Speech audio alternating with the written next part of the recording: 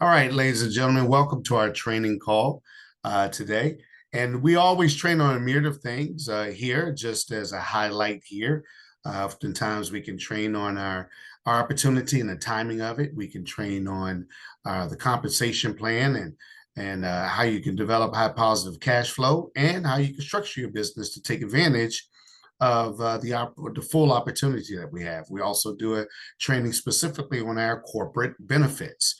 Oftentimes we have our TPA that comes in to join us on that particular training that we have to do those type of things and make sure we get questions answered and all that stuff. And then we also train on our estate planning software. And in doing so, there we go through a myriad of different pieces there as well, from demoing the product to answering questions about, I think last time we did a comparison on other different types of software in the marketplace and various different pieces is there.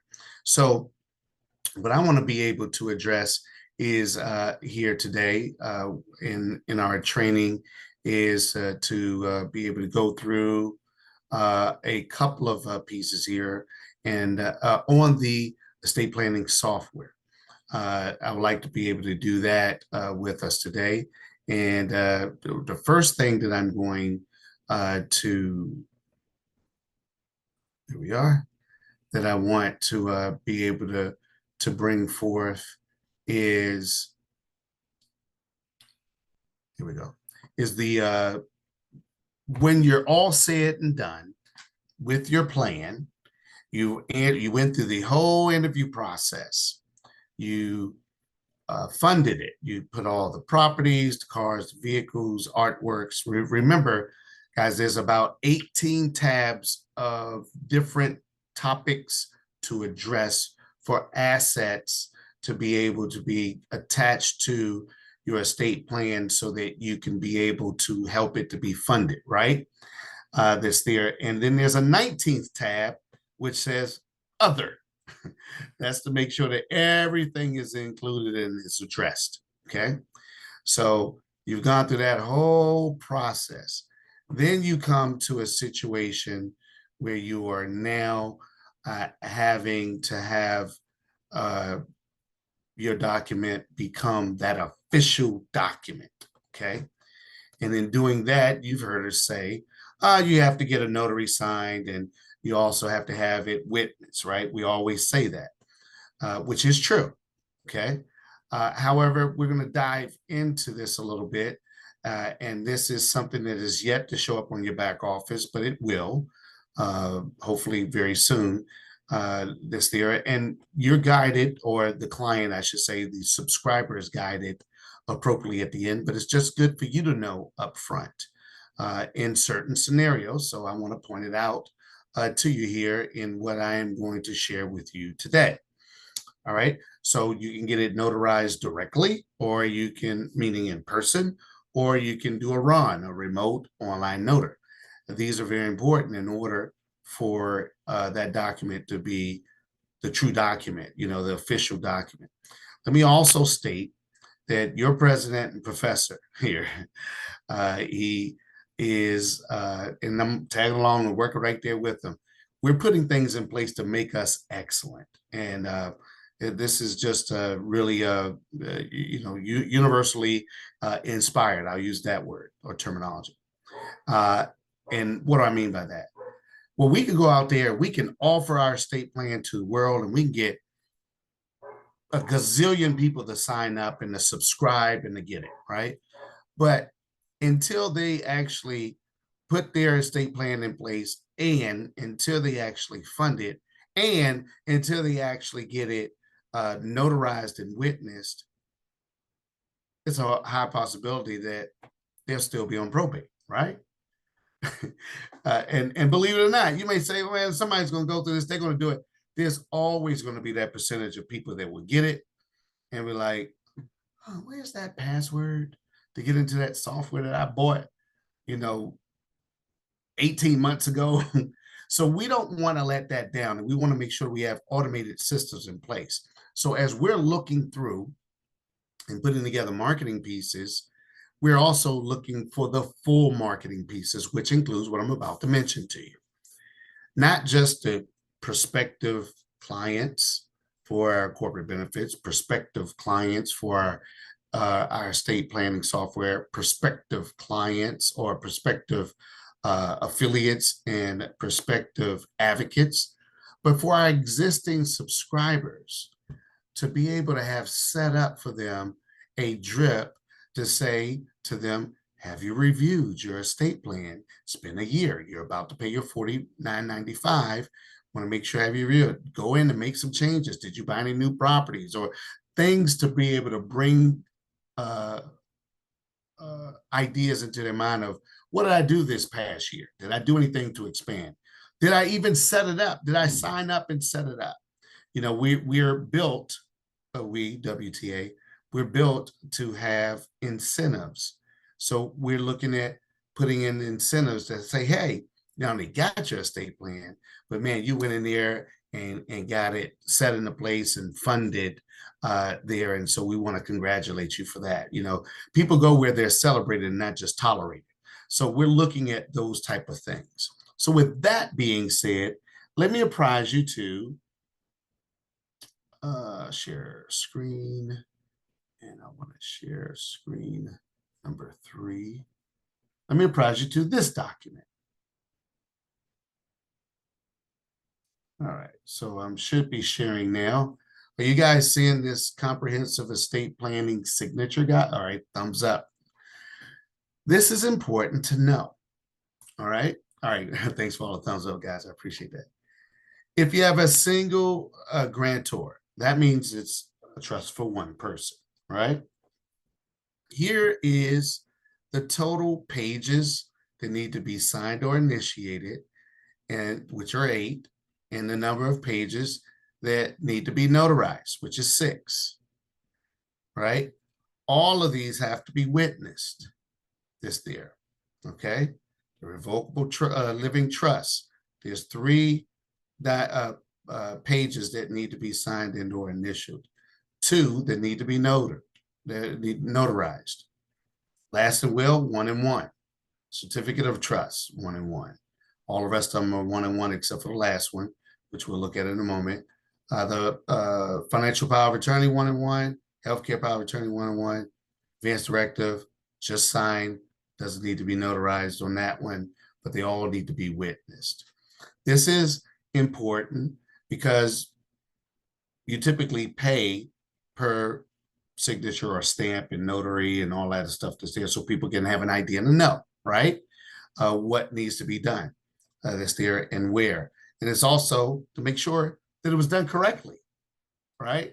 Because, you know, if you're printing it out to be able to get it done, or if you're doing it online, you want to make sure that you have your checkbox that you can go through and say, okay, everything was actually done. All right, that's important. Now, got a married couple that's here. This is what's going to happen here. Now, you're going to have 17 and 9 that's there, right? And there's different pieces that's there, what pages need to be signed, initialed, and notarized, and witnessed, okay? It's important to know that witnesses must be unrelated persons with no interest in the estate. They should not be beneficiaries, successor trustees, or recipients of any bequests or bequests, right? Now you want to bring all your documents, proper identification, witnesses, if necessary, payment. If you choose to use a mobile notary service, make sure to be at the specific location at the agreed upon time. All right. So we had some people say, hey, can you really use a mobile notary, or can you really use a remote notary? Yes, you can. Okay. Now, the notary will ask for and must review identification for all signers before instructing you to sign the document. If all signatures have been notarized, your documents will be valid and legal. All right, so this is not a complicated piece. It's a simple piece that's there. It's a great piece to be able to have. It's a document that's highlighted throughout the actual software itself, but it's always good to be able to have that guide that's there, because this is important, because without getting this done, as well as like the funding and stuff, it falls right back to the same placement of it was all done for naught. All right. Does anyone have any questions or comments regarding the signature guide here? Okay, I guess that's simple. It makes sense. No question. Brian, were you trying to comment, or you just opened up your, okay, good. All right, very good. All right. So let me bring up a question. What happens if a person has their single dynamic, and they are single and they have it, but they find their soulmate and they get married? What happens then? Anybody willing to talk about that? No? Everybody said, nah, I'm either already married to my soulmate, or I'm single and I'm not looking for my soulmate. That may not be my thing. Okay. All right, let's just address it. Oh, did somebody unmute? I was gonna say they'll need a new estate plan. Bang! Exactly. Exactly on that part, and they could be able to, be able to replace, the one that they already have, that's set up for their single dynamic. There are some instances, if you have other assets, where you can leave that be if there's no changes to have there, and then you could be able to have another one that has other things that's in there. That has been done before, where you could do that. I think there are some states, though, that have some other criteria on that. So I'm not an attorney. We don't provide legal services on there. But you can use the dynamic to definitely establish a new one that's on there. All right. To be able to create joint dynamics that are in place. Anyway, this is an important piece. It's something that I think it's important for you to know that's out there. You should be seeing that soon, arriving soon on your virtual back office. It's there. The other questions or comments anyone wants to make regarding the comprehensive estate planning signature guide? Okay. No? All right, very good. Well, let's dive in. I have a question. Sure. Sorry about that. This is Renee. Oh, hey, Renee, how are you? Sorry, I'm driving. I couldn't get to the button in time. But just be safe. Just be safe first. Yes. With that signature page, is that something that we will email to the subscriber, or is that something that's going to be automatically sent to the subscriber? So the guide, the guide, I'm sorry, the guide, the software itself has everything earmarked within it. But this is something, and it kind of cues you on it as well. But this is something that we could be able to provide them kind of as a walkaway sheet, a handy sheet, or something of that nature, if we desire it. If you desire to, it's a good touch. It's a good way to be able to touch them if you like. To have all that in place, right? It's there and it's available for you. Okay. We are not. It's a very, very good question. I appreciate you asking it. But let me be very clear. All right. Yes. Got another question. All right. Talking about the signatures. So and I just started working through my plan, my software. I already hit a question. I'll ask that later. But the stuff that has to be notarized, this is going to be online stuff. So will we have to print stuff, have it notarized, and then upload it again? Can we do stuff electronically without printing it?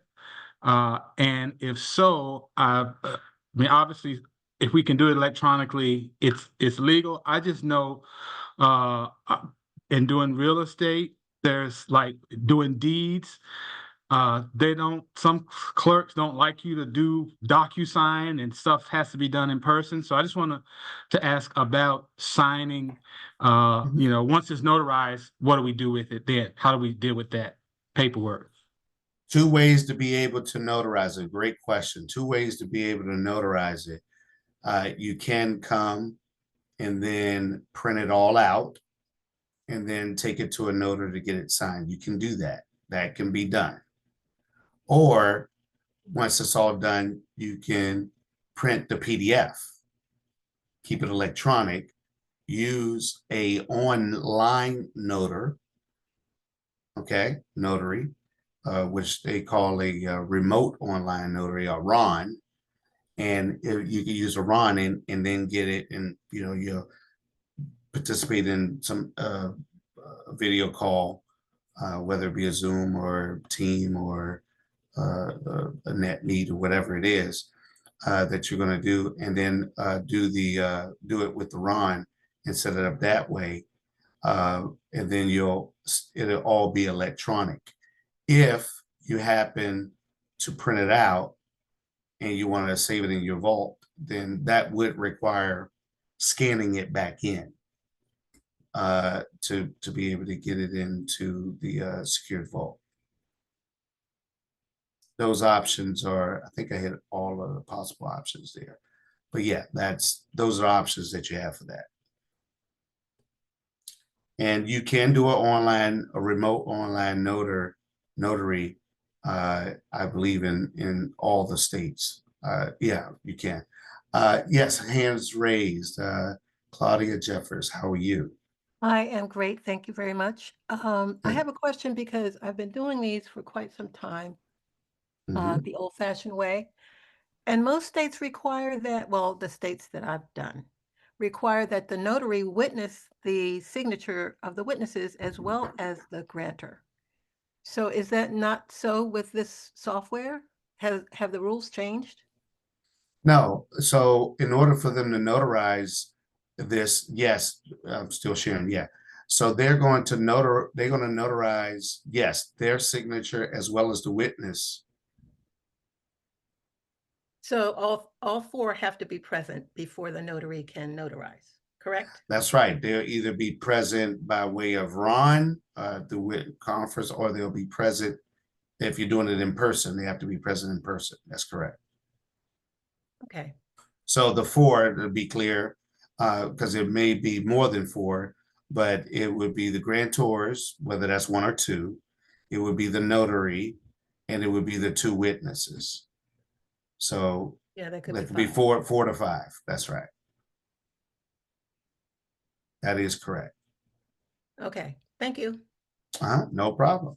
It seems then to make sense to do it and do a PDF or print, have the document complete, as opposed to getting, the last will and testament notarized, and then later getting the power of attorney notarized, and so forth and so on. Oh yeah, you want to be able to have everything done at one time. You want to be complete with it, so you can bring all of these to get them all done. You don't want to piecemeal them now. Great question and comments. Also, Hey Derek, Ron, how you doing? Hey Ron, well, thank you. Hey, just for anybody that may be interested, I did a little bit of research. I dropped a website in the chat just to give some folks an idea of what that online notary process looks like for the state of Maryland. So if you're interested, you can just take a look at it. If that seems like it's something that you want to do, then there you go.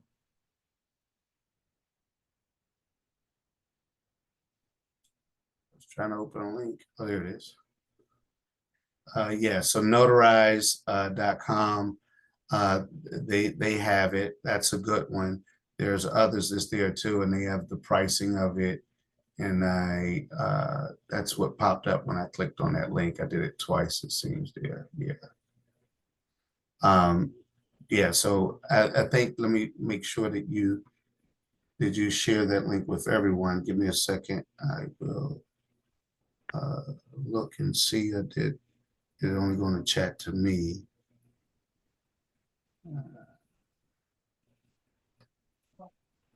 Yeah, it looks like it was only to me. So let me see if I can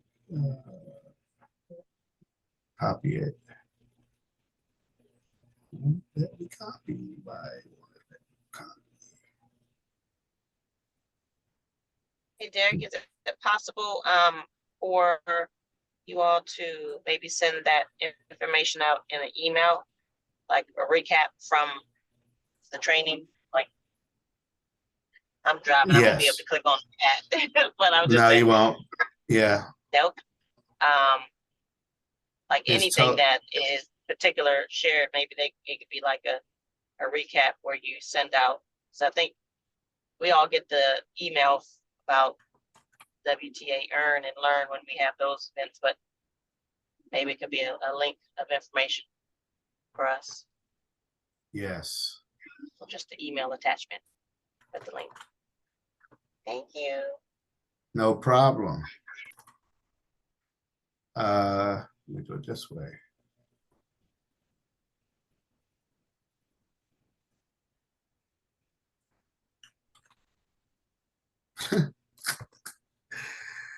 That is pretty interesting. Okay. I'll just give the website.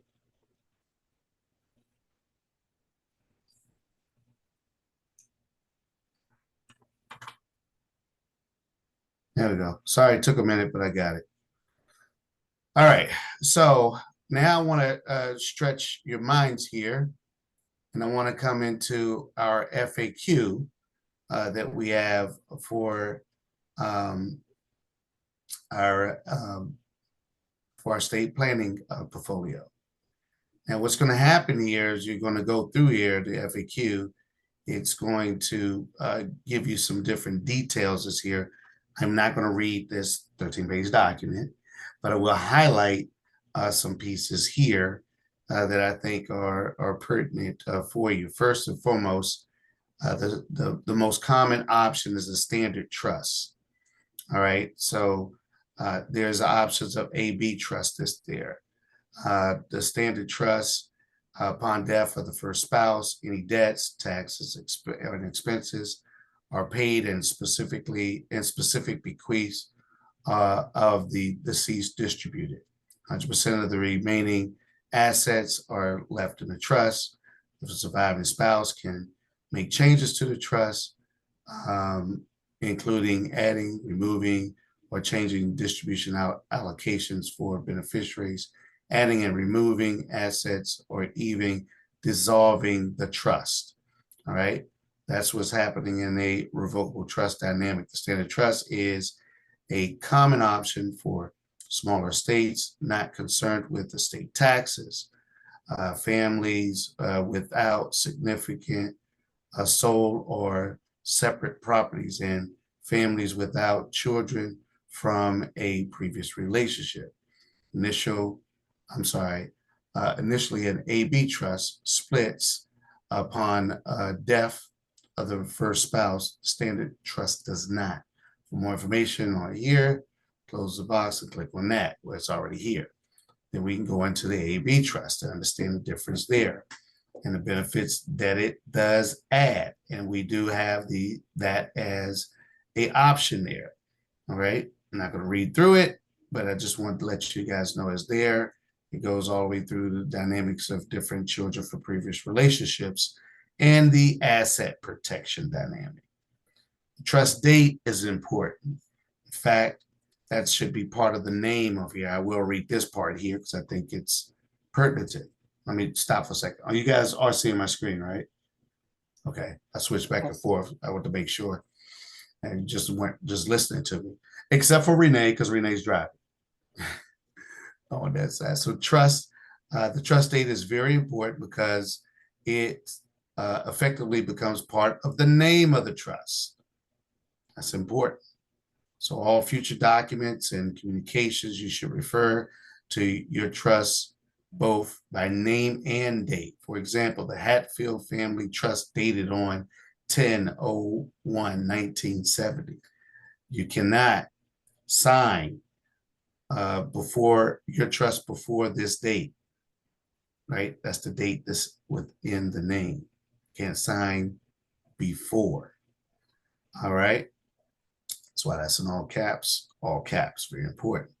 But you can sign afterwards. Most users simply use today's date. All right, there's the highlights of the trust is there. Do you or your spouse have property that is not community or marital property? All right, that's important. Separate property is usually acquired before marriage. This property may be part of any prenuptial agreement if one exists, but a prenup is not required to have separate properties. Important to know. So if yes is selected, if you select yes, your property / asset will maintain its character. In other words, if it was separate property before it went into the trust, it will remain separate between the two.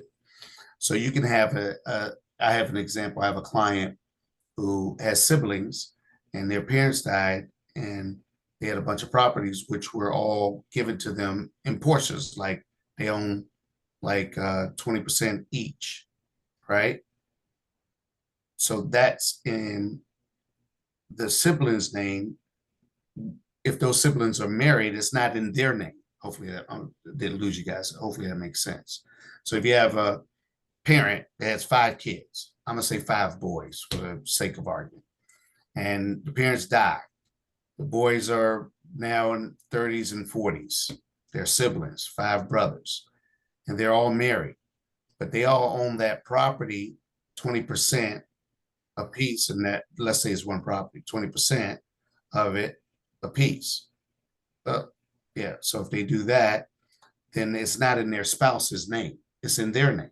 So it will remain also in their name. That's just how it was set in place to be. So hopefully that makes sense.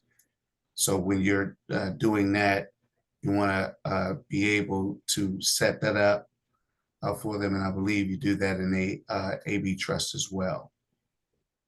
All right, so you have surviving spouse rights. These are all FAQ dynamics that can be addressed here. Do you want to avoid your trust in case of a divorce? What happens there? What about a trustee committee or an individual trustee?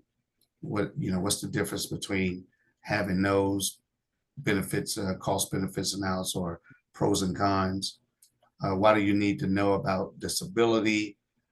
This there, because that'll take you remember, I think we were going through that. Someone had mentioned something about special needs before and how you find that. Well, when you're setting up your software, every individual that's going to be within your estate plan, you enter them in to the database. And then as you go along, you get to choose those individuals for various different reasons. And they will ask if any of them are disabled. And you check that box because it's going to, through the intelligent interview process, be able to fulfill and meet those needs and desires that may be there for guardianship or caretaking or whatever is there. So why do you need to know that? It's because of that. I'm kind of highlighting that. What is a contingent beneficiary? It goes through those dynamics, right? That's in case something happens to the other beneficiary. Is there, you have someone in place of that person. When is it okay to have a duplicate beneficiary? We'll explain that to understand the mistakes and warnings around having that situation that's there. What is the maximum amount to inherit? They'll go through that. What is a successor trustee? I told you I wasn't going to hit everything that's there. Why do I need a living will and an advanced medical directive? That's one I think I'm addressing a little bit on this one, but I'll come back to that one because I want to hit the other ones. What does it mean to be able to have, I always say this word wrong. Brian, medical, I need the help on this one. I always say it wrong. And life support. Brian's probably not around. Sorry. Hey, what'd you say, buddy? I always say this word wrong. Oh, resuscitation? Yeah, I always want to say, Q in there because I see the U. I know how to say resuscitation, but whenever I read it, I always want to say I want to say rescue. I don't know why it always comes out that way. Always No, comes that out that sounds way. good though. I want to But say cess. I want to say no, recuperation is that's the word I always say is recuperation for whatever reason. oh my My God. mind triggers that way. No, thanks for But calling me out for that one. We'd have all laughed at you if you'd have said that. yeah, I rather not say it. Yeah. Recuperation. Yeah, that's the recuperation guy. Yeah, that's there. Recuperation, resuscitation, and life support. Yep. Yeah, resuscitation. Thank you. Got to know what you don't know, right? And the strengths and the weaknesses are there. What do you mean by artificially administering food and liquids? What's meant by that? Emergency transport, pain management. They ask those questions in there when you start going through the health directive and the advanced health directive and all that. Was it bequeath and bequests are there? I'm sorry, and different examples. I want to go through those. What is the family name, right? So that's the dynamic of the terming of the trust. All right, so I'm gone out of the health, so let me go back to the part that I wanted to address. This is, I think, is an important thing because this is also part of the training dynamic, guys. There are some estate plan options that would give you either or. Let's see, hang on. That will give you either a advanced medical directive, which we're going to talk about here, and I think it's somewhere else in here, or a power of attorney for healthcare. So I want to be able to hit this so we can be able to address that as we go along. All right, so why do I need a living will / advanced medical directive? These decisions are difficult and very personal in the best situations. If you're struck down by a serious medical situation, family members will undoubtedly be grief-stricken and make these decisions much more difficult. Feelings and emotions will run high, right? Everybody will have their input, if that's how it goes. And not all family members will be close to be able to have their input to consult on the decision. So many families have been torn apart due to disagreements or simple misunderstandings regarding end-of-life treatment decisions.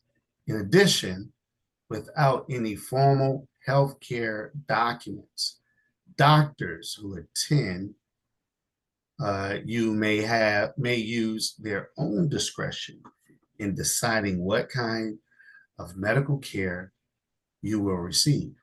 If there is a question, doctors will usually turn to a close relative for guidance. Friends and unmarried partners who may be more familiar with your wishes are rarely consulted.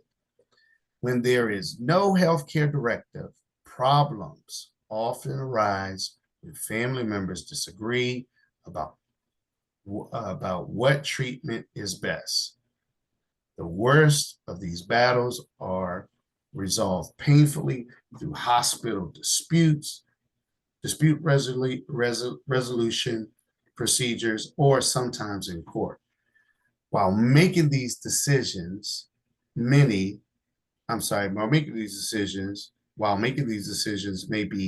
difficult now, it will provide tremendous comfort to your family and friends that they are able to follow your wishes should the unthinkable occur. So that's what the living will and advance directive. And if you ever had surgery, gone under the knife or gone under anesthesia, they will typically ask you if you have one. They will give you even some type of pre-filled form sometimes to fill out if you don't have one before you undergo your said procedure. And let me see if we skipped over the other part, which I don't think we have as of yet.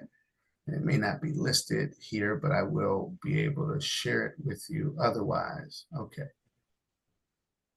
So what I love about this, guys, is that I refer to it as the living benefits of an estate plan. All right.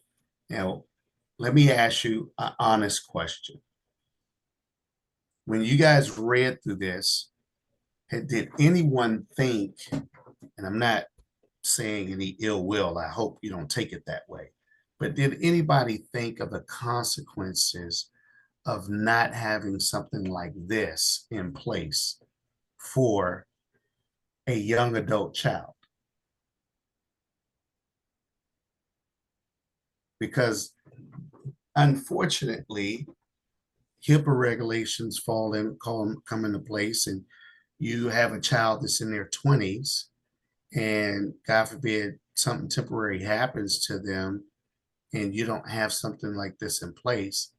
Those type of situations that I just read, sorry, I'm pointing over here because the screen's over here. Those type of things that I just read are things that could come in place for your own children. And you're the parent.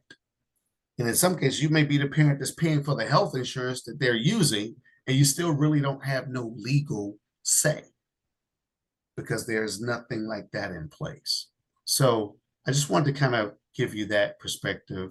Claudia, it looks like you're unmuted. Will you want to say something on that? Or maybe not. Sorry. Didn't mean to call you out. No worries. I thought you were. I know you've done many of these, so I thought maybe you were going to say some of that. So sorry about that. All right. Hey, Derek. So, hey, Derek. Yes. Hey, this is Ron again. I do have a question that popped up when you just made that, when you just kind of informed us there. I appreciate that. But I have grandchildren that are in that age group, and they're a part of my estate plan.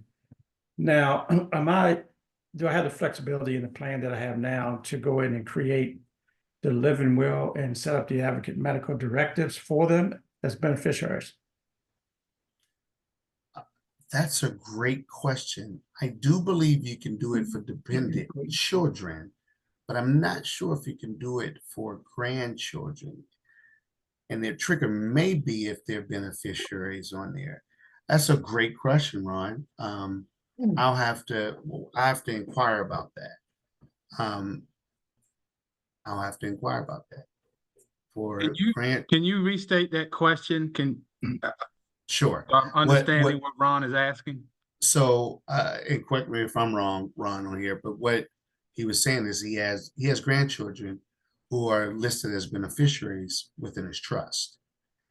And he wanted to know, with his current software, would he be able to list or set up advanced medical directives for those grandchildren that are listed within his trust?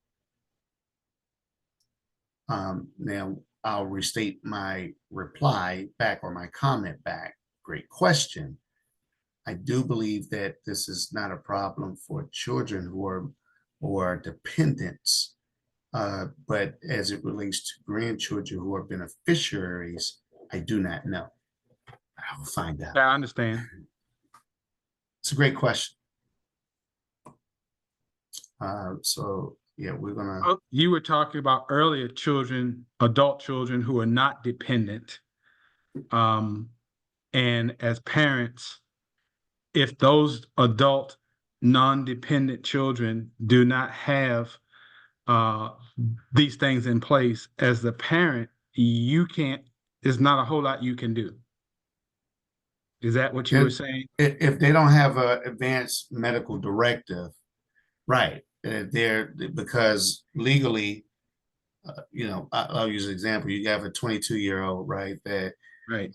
They can even be a dependent of yours. Okay. Right. But right, but at that age, HIPAA and all the other regulations that are intact there, you don't have that direct right to be able I to know do this it. firsthand, not with medical, but with college. When was paying the bills, I had an issue with college, and they would not talk to the parent of my adult child who I'm paying tuition for. I've experienced that firsthand. They said, Mr. Bailey, we understand, because I was hot. Right. Of course. I think that's called the Ferber law. Ferber, I think is the word. Yep. FERBA, I think is what it's called. On there. So okay. So yeah, I think that's a great question. Let's see. So I think someone's asking the question.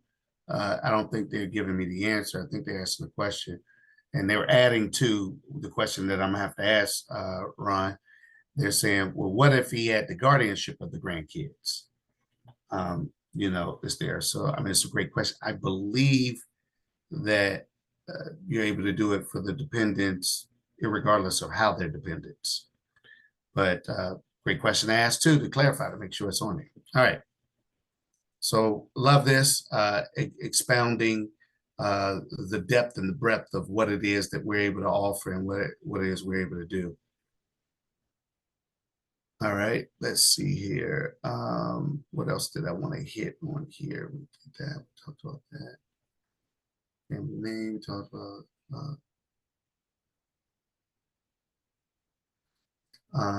changes. I think we talked about that, but I'll just read through it. Can I make changes after I sign a document? If so, how? So yes, our software allows you to keep complete control over your legacy.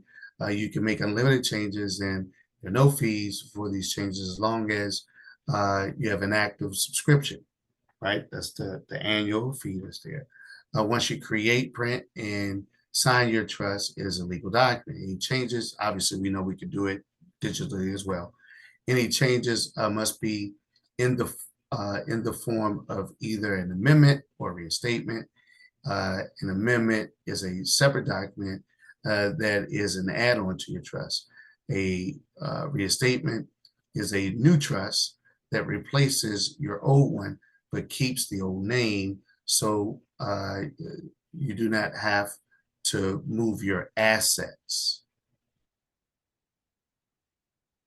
Yes. Yes, Claudia, the answer is yes. Let's see. You can make changes using either method. The software subscription you purchase supports unlimited reinstatements as long as you have an active subscription. All you need to do is to notify support that you want to turn on reinstatement mode. All right, so with one exception, you cannot change additions. You cannot convert / change additions. So a married addition to guaranteed trust, to guarantors, sorry, should be plural, trust, or to have a two guaranteed trust will always be that. In case of a divorce, a new trust must be purchased by both spouses. It's a key note. I'm gonna leave that right there for everybody to chew on for a second. You finish chewing? All right, that's important to know. All right, software defaults to create a new trust mode rather than reinstatement. In other words, the document generated are for a new trust. Once you have printed and signed your trust, if you want to make changes, as reinstatement, you need to notify support to convert your account to reinstatement mode. It takes only a few seconds, and you can start creating your reinstated trust. All right. So once this change is made to the system, you can make changes, any changes you want. All right. You can add or remove beneficiaries, change bequests. This there, you can change the distribution amounts, add or remove disinherited individuals. Then you can print the new documents that's there. Once you sign it, move on, and without needing to refund or move any assets or whatever. Right, replace old ones if needed. Be able to do all that. All right, I got no questions, no hands raised, no comments. This on it. All right, very good. Thank you. Good. All right. So Tim Harris, yes, sir. Hand raised. Yep. Question. Say, for instance, you got a wife. She's a widow. Husband died, but he had kids, and she wanted to disinherit somebody on one of his kids on his side. How would that work?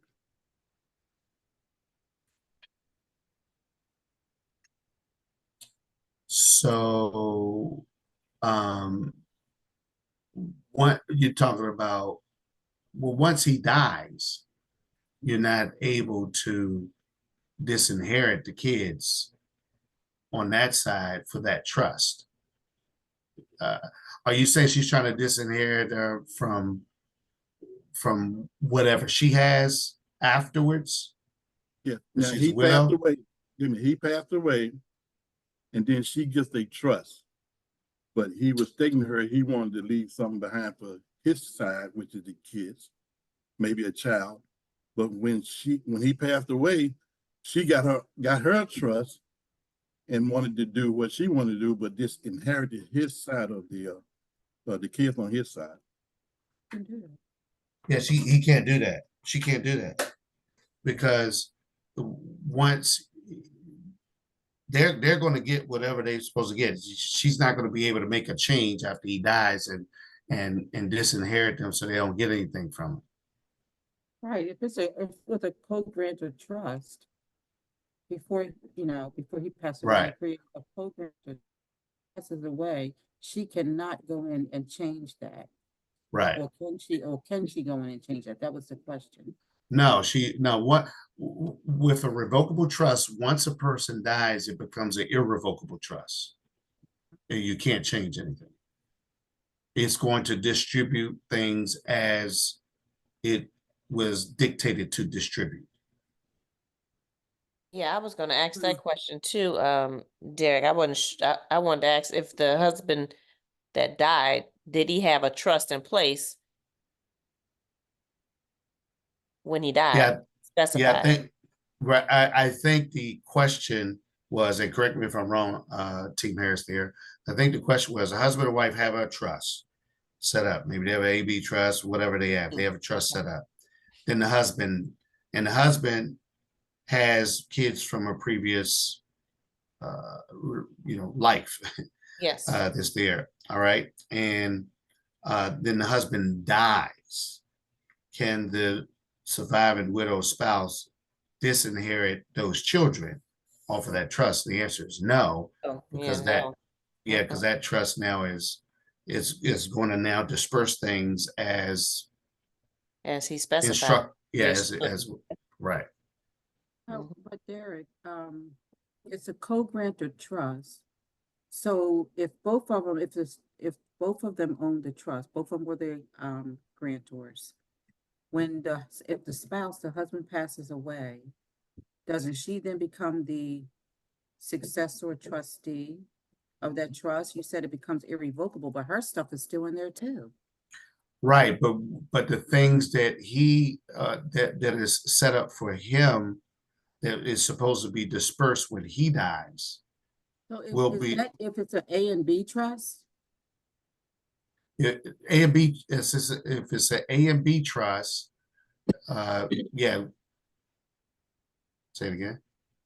No, okay, I'm sorry. Yeah, if it's an A and B trust, that you're going to have in, then yes, it's going to do that. But let me talk to you outside of an AB trust, okay?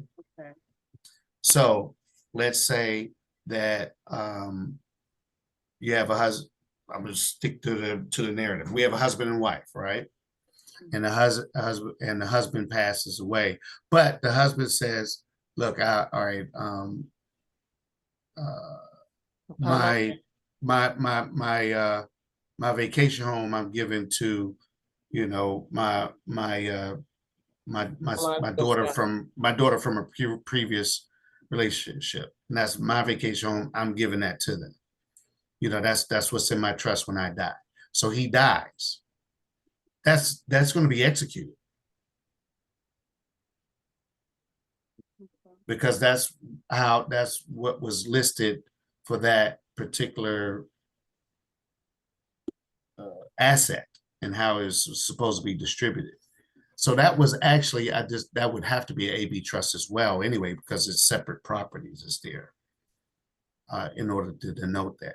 But that would have to be executed. Am I making sense? Are you following on that? Yeah. We good.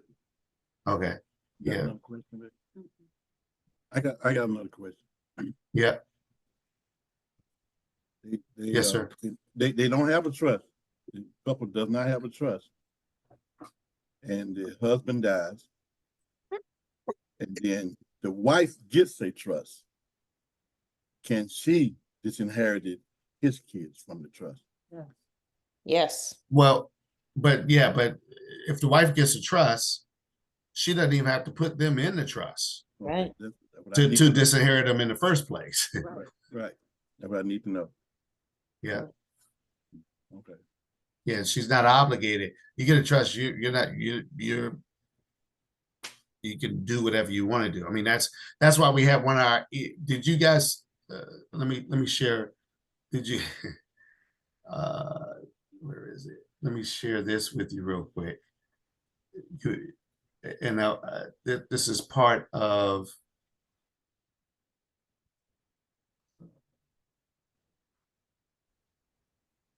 this.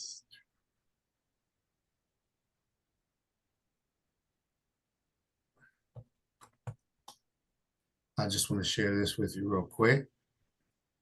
So we think it's going to be real quick.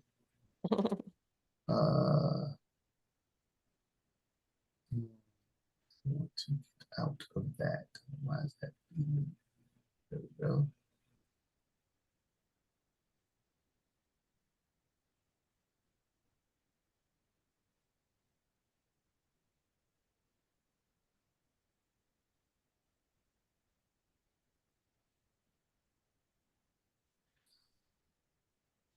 So these videos are there for a reason, but I'm going to share.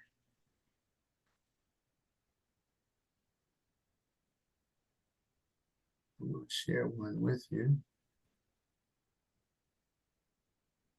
that I don't see, and I wonder why I don't see it. Oh, there it is. It's right in front of me. So watch this, and I'm going to explain this based upon what you just said.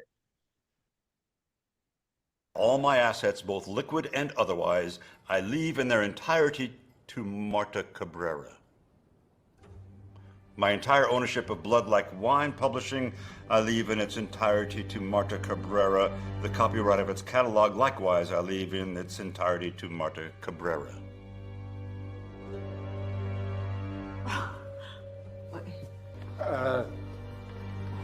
No. That's not. No. That can't be. No. Can I see that, please, Alan? That's right. Please. This can't be legal. It's right. He's been. Oh my God. He's been. Aren't there safeguards? There's an estate. I don't know what to say. We're his family, so. It's not possible. There's safeguards against this. Right. Fine. Something. I think. So, so I don't know if that's one of you guys' first time seeing that, but we got a lot of those type of things that are in there, and that addressed, that's the power of wishes. That's what we have listed there on here. Sorry, I exited out. Didn't mean to, but there it is. So that's the power of wishes. He has his the wishes of what he wanted to do, and you know, the family like, hey, where's family? That can't be right. Can this be legal? All those things there, but they left it to Martha. Martha got it all, and Martha was like, don't give it to me. I didn't even want it, but that was the deal was there. So we're gonna have fun with those type of things and send those type of things out, stuff like that, to be able to bring things through. But that's the power of the dynamics of what we're putting in place, guys, on there. And so once you have it in there and set it in there, that's the power. Alan was just reading. He's like, look, I'm the executor. I'm reading this deal. Here's how it's what his wishes are, and this is what's going to happen. Come on, family, to sit down. And they weren't happy. Nothing they could do about it. Because the written word is there to be able to have that. So, at any rate, I just want to, when you said that, it kind of reminded me of that particular piece that was there.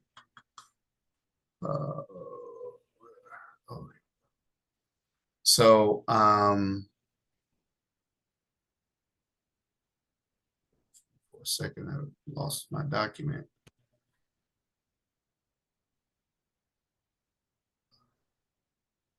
There it is. All right, so yeah, so that's the dynamic here, how to convert your account to print read. All right, so WTA, Wealth Transfer Alliance, I want you guys to, I want to communicate here with you. Please don't try to jerry-rig the system. Here's what I'm saying to those who are live here and those who are going to listen to this recorded. You do not want to mess up the chain of custody of the estate planning software. What do I mean by that? You don't want to go through it and say, okay, I'm going to create a sheet and I'm going to do this stuff for people. I'm going to get their password, their usernames, and I'm going to go in here and I'm going to do it for them. While you think you may be doing a great help and helping them and going through there and doing that, even if you get them to sign off on a document that, hey, I give this such and such approval to be able to trust me on this. If something comes back and family members are like that situation and they find out that you the one that put that together and you went in there and you had the username and passwords and they do some computer forensics and they see that you and your IP address logged in and did all the estate planning for them, I don't think that family is not going to, if they're upset and disgruntled about it, they're going to come after you and some other stuff. This is not that game. Okay.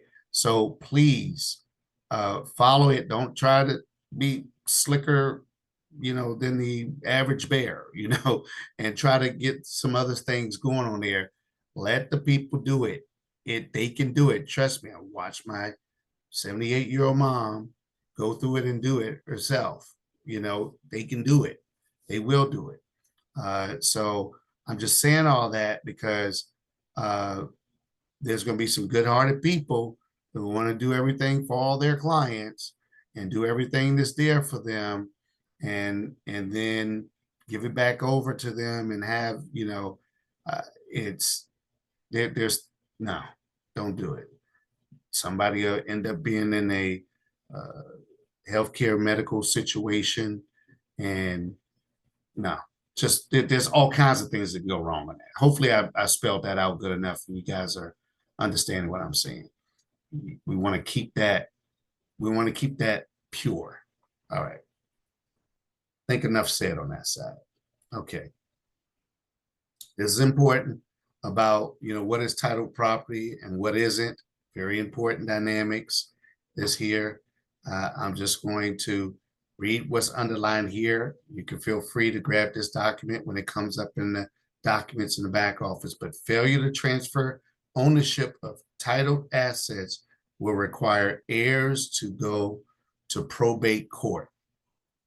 All right. Now, that's probate court in every particular state and location that those that property is domicile, or that asset is domicile. Okay, it's just not in your home location.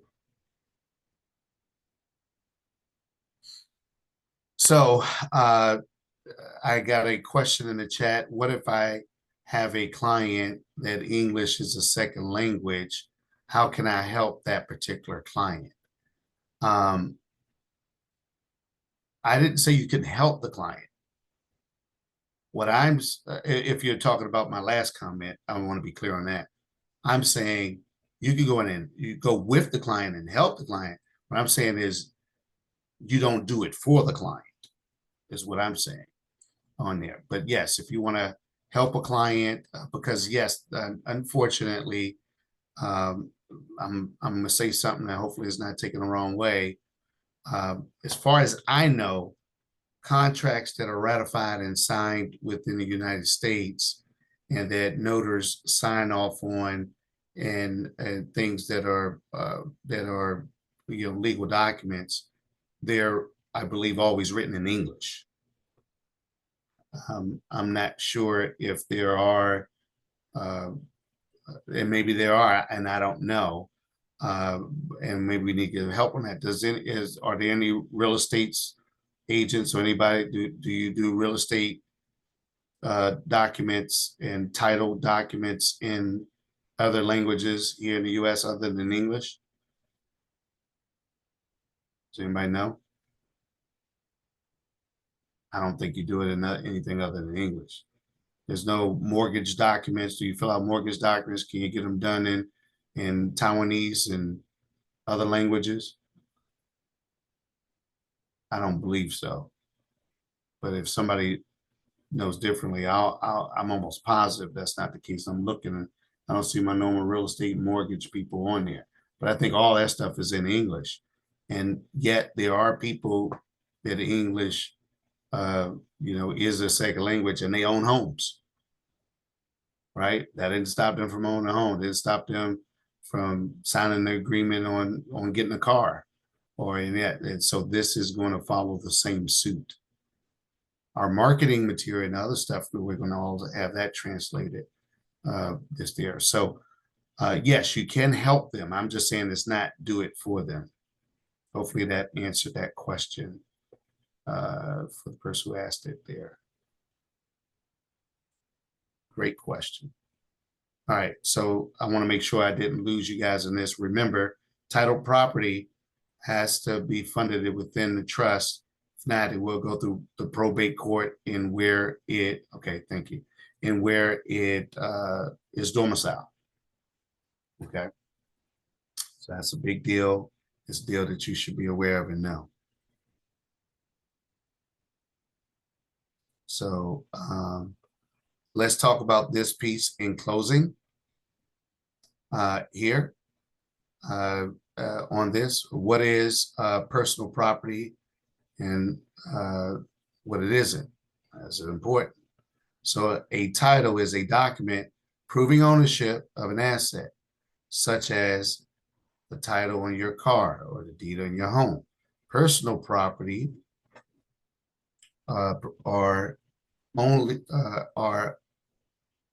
personal property are only items without a title, such as TVs, computers, jewelry, and etc. The stuff around your house. An asset with a title, such as a vehicle or real estate, is not personal property. This is all the dynamics in trust language and how things work in estate plans, right? So personal property is automatically transferred into your trust by a blanket statement included in the documents. This transfer of ownership into the trust is called funding the asset. However, title assets must be retitled, showing the trust as the new owner. Let me just pause right there for a second. You can also fund the trust in being being a beneficiary of certain things, like a life insurance policy, like a TSP or 401k or 403b or mutual fund or stocks or a bank account or stuff like that. So I just want to be clear on that. I don't want to get confused there. Where did I drop off? First property is on blanket document. All right, failure to transfer ownership of title assets will require heirs to go through probate, right? Which is we're trying to get everybody off probate to get the property transferred under the pour over will. Probate is process that can become an expensive and time-consuming burden for your heirs, but it can be avoided easily by creating and fully funding your trust. If you want to make a special request of your assets, the process is different depending on the type of ownership. Personal property can be transferred by adding to your memorandum of personal property without amending your trust. Good to know. However, for title property, the bequeath of the assets must be written into the trust directly, and the property must be retitled so the trust is the owner. It is very important that, okay, got it. It is very important that you classify the property correctly on the special bequeath tab, so it can be listed in the appropriate place in the estate documents. Failure to properly classify the assets, such as trying to bequeath title property as personal property, will invalidate the bequeath or bequest and result in the asset being divided amongst all beneficiaries according to the share of the trust. In most cases, this results in heirs fighting over the assets and sometimes even results in lawsuits. One of the greatest benefits of having a trust is saving your heirs the burdens of expensive probate court, understanding personal property versus title property, and classifying your property correctly is vital in making sure your assets are transferred according to your wishes after death. Funding your trust is the process of transferring assets into your trust so that your heirs do not have to go through probate. However, the process differs depending upon the type of asset or the asset type. So we have included an extensive funding kit. That's why that's there for you to help you through that process. And the funding kit has more information on it, which we all know about that. All right, so it looks like someone has put in the chat.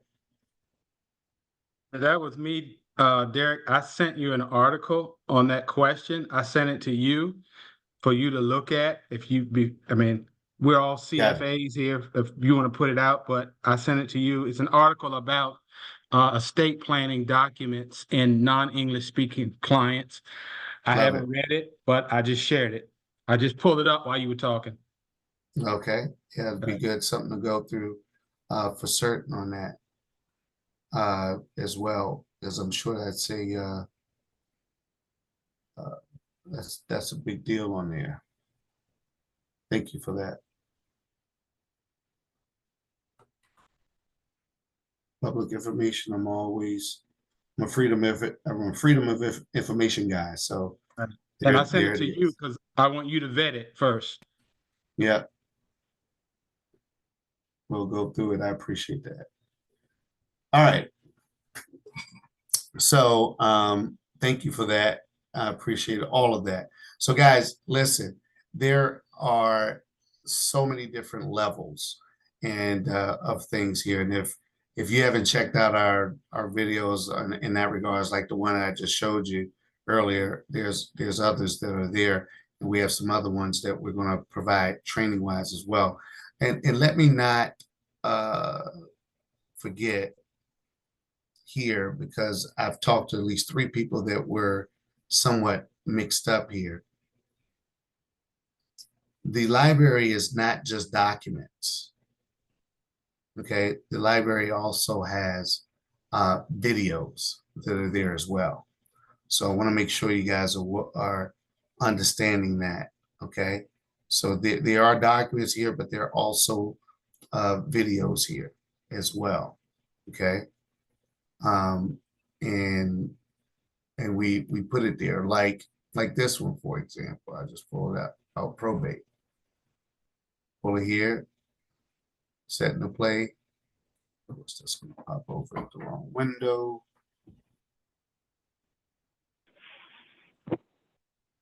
I just brought it over. Derek, I know you got multiple screens, so we see you right now.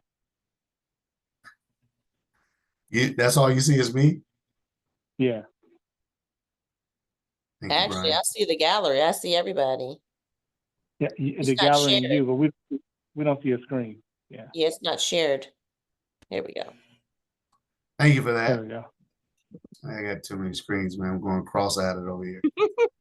Yeah, I know you got like 3 or 4 screens. I'm gonna minimize this for a second. So what I was sharing was this earlier when I thought I was sharing. I went to the library and I was saying that all these files in the library are not just documents. All right, these files are also videos, and it's not just these 3 are links, but some of them are downloads. And I clicked on this probate one and downloaded it, and when I did, this popped up.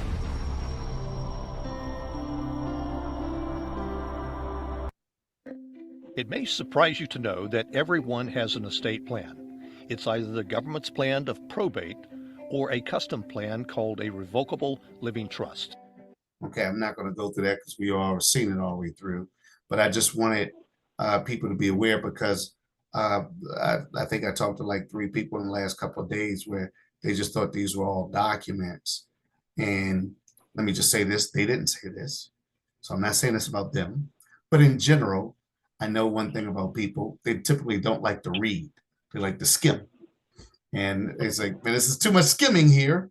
And so they didn't look at it. So, but I wanted to make sure that you guys go through there, and there's some videos. Hey, you can watch something and let it read to you.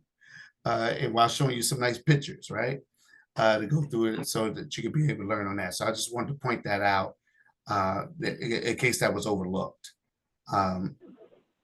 based upon those conversations that's there. So, and that is my big to-do of what I wanted to be able to share there. Yes, sir.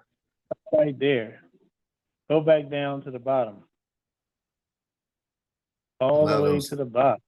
Yeah, y'all see those success steps down there? Those are important. When you get a chance, take a look at those when you get a chance. Those are some good documents. They'll kind of help you navigate the steps that we take when it comes to the corporate benefits. So when you log into your back office, those steps to success down at the bottom. If you're looking to turn in businesses to the corporate benefits side, then that'll tell you where you are in the process, and I give you a guide of those steps. And we'll train on it, of course, but I just loaded those in there not long ago. I emailed it to some of you who already got deals in the pipe, but I just wanted those of you who don't have any deals in the pipe to know that that's there, so you can start putting your eyeballs on it and understand those steps to the corporate benefits. Wonderful. Brian, where are the trainings, like this recording? Once we're done, where can I locate this? So they will be here as well. As you can see, we have the training for this one. We're behind on some of those because we're trying to figure out if we want to put them as links.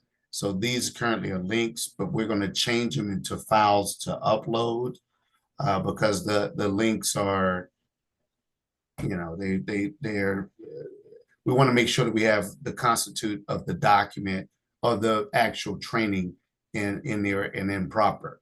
So, but these we thought the information was pertinent enough to not remove until we can actually replace them.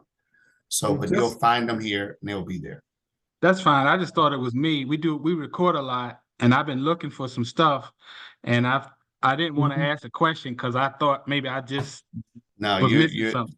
No, you're spot on. Okay. Here. It's just been, everything in the kitchen sink No dynamics worries.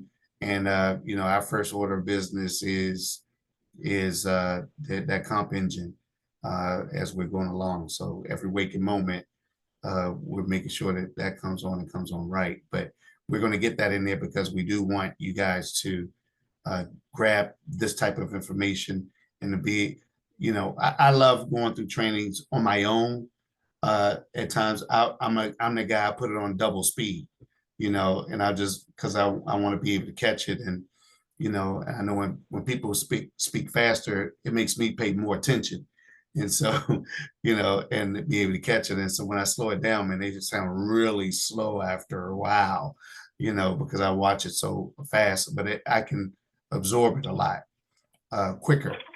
And I do it repetitively. So I understand wanting to be able to do that, and repetition is the mother of all learning. And we want you to have that in place as well. So very good. So this is the place to go, and it will become larger as we go along. And you can also categorize it, as you're going through and trying to search for them as well. So to be able to do that. Yours doesn't look like this because this is where we download, we can remove and edit because this is the admin. So yours looks a little bit different. All right. With that being said, Mr. Brown Rowley, you have anything to close us out? We're an hour and 20 some odd minutes into it. I think we hit just about everything. Yeah, I think we did. Can you hear me okay? Hear you loud and clear. Okay, there was another reference. Okay, got it. From GS from JSG. I like that initials. I'm sorry. Hopefully that's okay to call you that just for the moment. So you say you got me, everybody? We'll grab that one there. Say it again. Let me cut my speakers on. Hold on a second. All right. Gotcha. Can you hear me okay now? Loud and clear. Yeah, I had to make some changes on. I had a phone in there and I had myself on a computer, but I'm getting a good signal, so I'm good. Now, I just wanted to say, thank you for the training as always, taking us through that. It's good to look at those details, very important. And the good news is, there's no lack of clients for us to help. Don't think of estate planning as simply something for the seniors. I think Jean, and I don't know if she's still on the call tonight. I don't see her. Yeah, I am. Oh, there you are. There you are. Jean and I was talking about that today. And we were just saying, there's no lack of clients. We don't want to make estate planning seem like something just for people who are thinking about leaving a legacy. The older clientele, that's not our demographic at all. We can get anybody from age 18 all the way through because we have those living benefits in there along with those legacy benefits. So what are those living benefits? Well, Derek talked about a lot of them tonight. Everything along with that healthcare line, having your certificate of trust, your financial power of attorney, your last will and testament. Anybody who has anything, can start thinking about this legacy. They can set up some life insurance. They got 401k plans, they got IRAs. All of these things are part of their estate plan. So we have an unlimited market to tap into. And I just think that's just good news. So I'm glad that you took some time, Derek, to train on that. And also I wanted to give a shout out to, I was on a call today with one of our advocates, VIP advocates, Rod. And Rod had a gentleman who owns a bunch of group homes. His name is Dr. Gregory. I forgot his last name, but Dr. Gregory said he had about 30, 40 plus, employees. And it was simple. We put in the initial documentation, everything went through just fine. We did his payroll, pulled his payroll, got back the report, got him on the Zoom with our CPA, our third-party administrator. Sean sat there and went through everything with him. He was like this the whole time, just taking it all in. Said, absolutely, I want to move forward. What I need to sign. And then so we sent them over some signatures. Said if this thing could work as good as I think it's going to work, I'm going to really spread the word on this. This is phenomenal. So it's just amazing how many great opportunities we have out there to take advantage of on both spectrums, with many more verticals to come in the future. So all of you have the key to this opportunity. This is your business. You are an independent business owner. Just sell yourself every day. I like to say I'm in service, not sales, but I do sell myself every day. I got the acronym SELL. What I do first, I subscribe. You make sure you're a product of the product. You subscribe. Then find other people who want to subscribe to our software. All right. Then next you want to enroll. That's the E. You want to enroll what? VIPs. You want to start thinking about that. Some of you are starting now to build your teams. That's smart because you're leveraging your time through the efforts of others. And then the other L stands for you want to learn. So I don't have to say anything about learning because here you are today at the WTA Academy, learning. So you want to do that. And last, you want to lead. So SELL. All right. You want to lead. How do you lead? You lead by example because you want to be there for the people that you're enrolling, and you want to be able to lead those folks and be available for those folks. So don't worry about selling or worry about servicing. You service people, you'll make the money, but you have to sell yourself. So make sure you do that SELL every day and you'll be just fine. I know that was fast, but I hope you caught it. Was that good? Got it. That was awesome, man. My man. All right, ladies and gentlemen. Woman and all my friends. We appreciate you. All right. Thank you, guys. I appreciate it. Freeze? Hey, you froze for a moment, but we got you back. That was our training, guys. It was fantastic. Let's see.